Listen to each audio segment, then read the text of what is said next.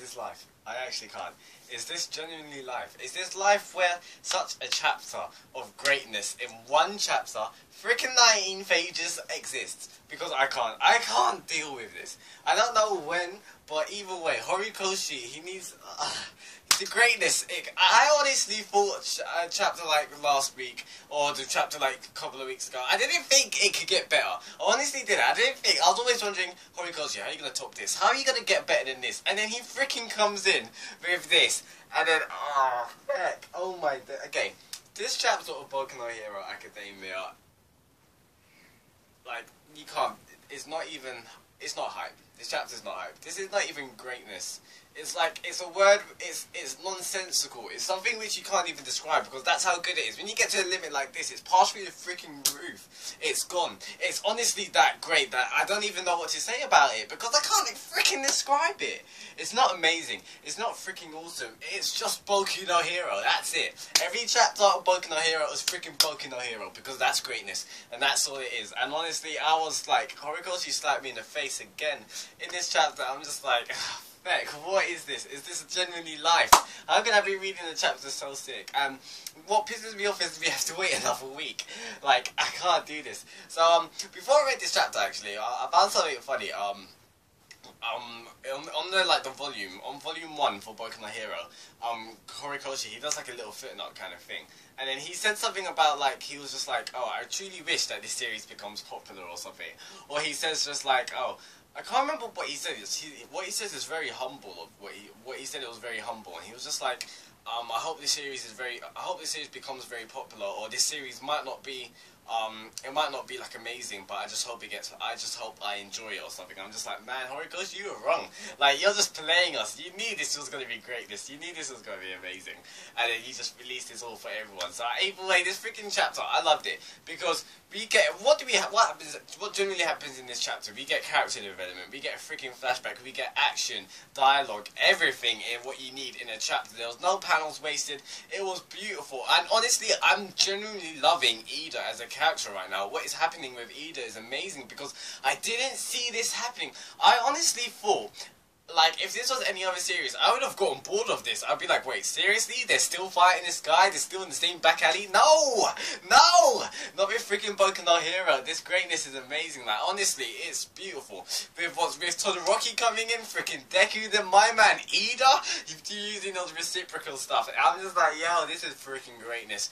And it's just like, I honestly can't, because freaking Stain as well is amazing. And right now, what we found out, because I'm going through page by page with this, there's greatnesses on all of these pages, and it's just awesome, because Todoroki just came in with those words. He was just like, set your eyes on the man you want to be, and that just opened Iida's eyes, because he even said it himself. Like, Iida was just like, oh, a hero, me, and that. He knows that. He knows that he's not a hero, because he sees the errors of his way.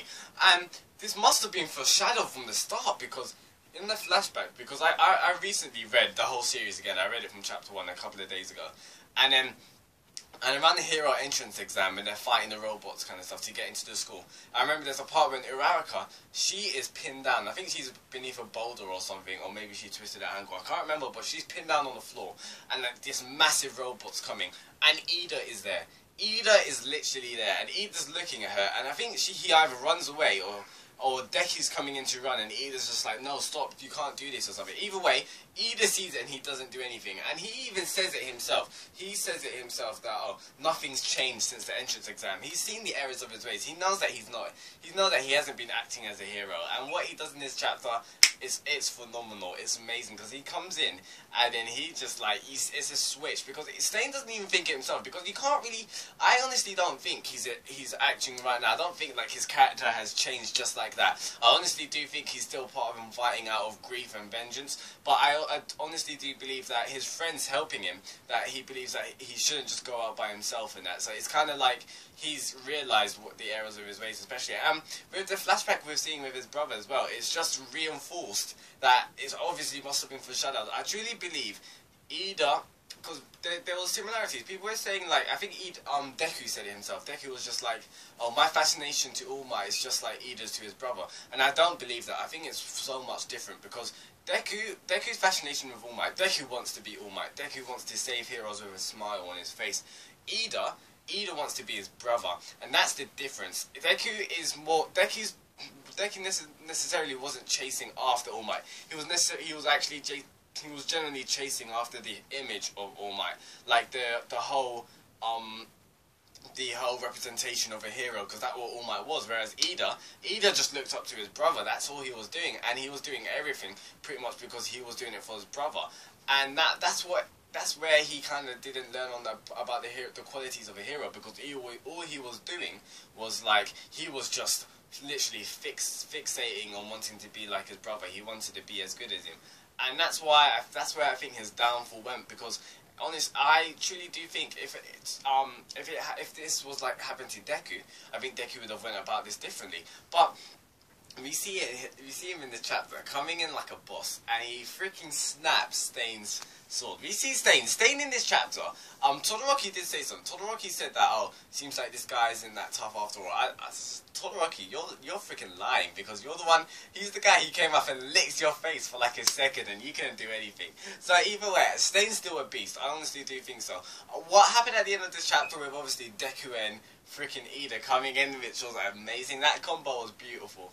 Like, I was just like, is this actually happening? Like, freaking greatness. Like, when that happened, that was just awesome. But I don't think these guys are going to be able to take out Stain, because if you saw Stain's face, he wasn't joking, honestly. So I truly do think, like, this is going to affect him. Stain's going to fall down onto the floor and that. But I do think Stain's got more up his sleeves. I don't think we haven't seen everything, like, all his biggest capabilities of Stain. Like, Stain's stronger than this. Like, what was I going to say? Honestly, I can't even speak, probably. I can't even generate a full sentence. The hype list has hit me, man. Damn it.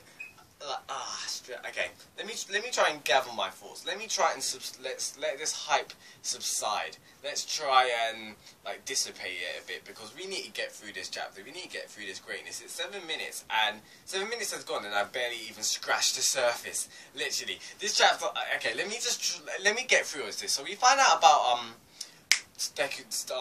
Iida's brother. He kind of says about why he wanted to be a hero, and this makes me realise why I'm kind of not surprised that Stain took him out, because Iida's brother, he says that he wanted to be a hero because he wants to be cool, but then he says, come on dude, I'm half joking. So the reason why he wants to become a hero is multiple reasons: due to his family, because they want to be heroes; due to how obviously he wants to be cool like it, and the reason of how he wants to help people. But I believe that Stain's ideals have been not contorted, but it's kind of been, I don't know how to explain it. It's true. Like, Stain's ideals of society and everything, it speaks values. It honestly does. But I don't think it's truly thorough. It doesn't explain everything of how society or how a hero should act, because what Todoroki said himself, he just said, oh, he's just speaking on fundamentalism and anachronism. So I think he said anachronism or anachronistic, fundamentalism or anachronistic ideals. So, and I believe that's true as well, because I honestly do think Stain has been contorted. The way he thinks of a hero, it is right, but he's not all right. It's not all 100%, because I truly do think that Ingenium was actually a proper hero, but it's just maybe Stain saw something differently, or maybe Ingenium, he must have done something wrong, because I can't imagine Ingenium not acting like a proper hero, because to be fair, us as readers, we don't really know much of Ingenium. He hasn't been in the series for long. He's been in kind of from the start, but it's always been footnoted. We haven't necessarily seen him, like, his appearance. So necessarily, we truly do not know of how good of a hero he actually is, because we don't know much of it. We only found out about his ideals in this chapter, and honestly, the way he said of how he wants to help people, I truly do think he's a hero. And I do agree with what Todoroki said. And let me try and find because I want to quote it word for word. He did say something about fundamentalism, and there it is. Okay, he says that's just fundamentalism and anachronistic to boot. Don't pay him any heed either. So I truly do believe what Todoroki said, because Stain's ideals of a hero is inconsistent. It's what I mean by inconsistent, not what I don't mean inconsistent with what he's saying, but what he said anachronistic, and that's inconsistency in either an event, a period, or a place. And that's what I truly believe, because his ideals are inconsistent with their society at that day. Because the way with the heroes, for example, we see Todoroki. Todoroki, he wants to become a hero because he wants to become #1, and he's not doing this for his father. Like, he just wants to become #1 and become the best. You wouldn't say that he's not a hero. Or for example, with Bakugo, if you look aside all his other values now, he just wants to kill people. I would generally count Bakugo as a hero, because a hero, you can't necessarily just tell. You can tell it by their at face value, but it delves something deeper within, because a hero is something intrinsic to their being. And that's why I truly believe Stain's ideals is inconsistent, and it is anachronistic, because I doubt that he analysed it clearly. For example, with Iida, you wouldn't say Iida's not a true hero. Iida's not a person that he would get it for the pay. Iida's the kind of guy who he just wanted to be like his brother. So I would still call him a hero, but I would just say he's doing it for the wrong causes. But he's still a true hero, because Stain just wanted to kill Iida just by seeing him for a couple of seconds. So he is representing his ideals just by him. By his perception, and his perception's not really delving into the person, into their being, and that's Stain's downfall, because Stain's honestly not even thinking clearly and thoroughly on that person. So that's what I believe, to be fair. Either way, Stain's still a badass. His ideals on society is amazing, because it's phenomenal, and it really does give an insight on society at that day. But either way, what Horikoshi could have implied as well, because Todoroki said that's just fundamentalism and anachronistic. That could still be wrong, because you can't.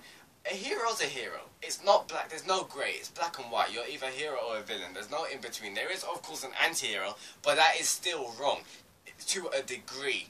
Normally, a hero is most times black or white. A hero just does everything for justice. And Todoroki, he said it's not on fundamentalism or anachronistic. So either way, honestly, I can't say everything in this chapter, because I need to delve in with a freaking discussion. But either way, this chapter's freaking sick. With flashback, we see Iida actually change his personality. He's coming in there like a freaking beast. He snaps the sword. And what got me hyped is, he gets stabbed onto the arm, and he's literally pinned to the ground.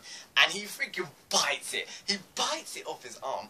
And I think that's the sharp edge. It's the freaking sharp edge. He bites it. He uses a new technique, which is obviously even faster, and it gives him more momentum. And he comes in, kicks Stain's ribs, with Deku coming in like freaking beast, because Deku's coming in. Deku is not fully off the effects. Deku is still feeling. He's still paralyzed to a bit. He's still affected, but he's coming in there. He's getting up, and he jumps to get in that right hook. So either way, the last page was a beast. I'm happy with this chapter, with freaking Boku no Hero, because Todoroki's done his greatness. We do know that, obviously, Todoroki could have not finished Stain. Todoroki does have his weaknesses, because Stain, to be fair, if Stain got past his fire and ice, Todoroki hasn't got anything much to do. I really, truly, what would have been sick? I wouldn't be surprised. I could see Todoroki using his fire and ice on his body, just like how we've seen Endeavor, because we see Endeavor, his character design's got fire over his face and that. So I'm guessing that might just be for design, or it could honestly be for armor. I wouldn't be surprised, because we've seen Todoroki put ice barriers around him, but we haven't seen it necessarily being akin to his skin, because if he does that, that would generally give him a greater defense. So we might be able to see that in the future. I do not know, but either way, Boku no Hero, man. Look at this greatness. This greatness is amazing. I honestly need to say the artwork is phenomenal. And next chapter, I truly do think the pros are going to come in next chapter, because what we've seen in this chapter, this is their last resort. We're seeing freaking Todoroki sacrificed his arm, so he's coming in. That was probably his last attack. It was his ultimate attack. Deku is possibly his ultimate attack, and Todoroki is. So the pros are going to come in. This chapter was amazing, and I truly do think, because a couple of chapters ago, people were saying that Todoroki's gonna die, or people were saying like Iida's gonna die. I do not believe that. Horikoshi kind of slapped us in the face. He kind of trolled us, because with that, when Deku narrated from the future, he was just like saying, I'm really gonna regret this. What I think he regretted is not got anything to do with Todoroki or Deku. I honestly do think it's got to do more about Hosu and the city. Not necessarily, I honestly do not think Horikoshi was implying, oh, someone's gonna die. Like someone big like All Might or Grand Torino or Todoroki or Iida. No, I honestly think what Deku was I honestly think what Deku was regretting was the city, because we see the Nomis coming out and wrecking the city a couple of chapters ago. Some of those heroes are going to die probably, some civilians are going to die, and that's what I honestly think, Deku regretted. So either way, sorry for this review being so long, but I just had to dive in there with the ideals of staying in the society and everything, because this chapter was greatness, and either way, if I wanted to, I could talk about this for ages, but I'm going to probably talk about, I definitely want to put a discussion on Stain. I want to release it, because this chapter was phenomenal, and it just speaks values, because like, freaking look at that, look at his eyes, look how, like, angry he looks, it's just beast.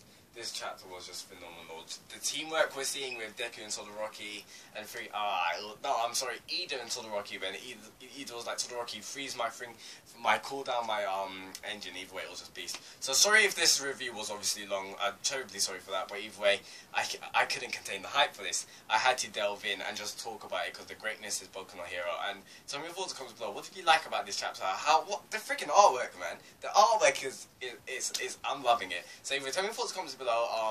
We've got no chapter of Boku no Hero next week, because Shonen Jump's on a break, so definitely, possibly next week, in the event of obviously no chapter, I might release a discussion video instead, and probably some predictions for the next chapter.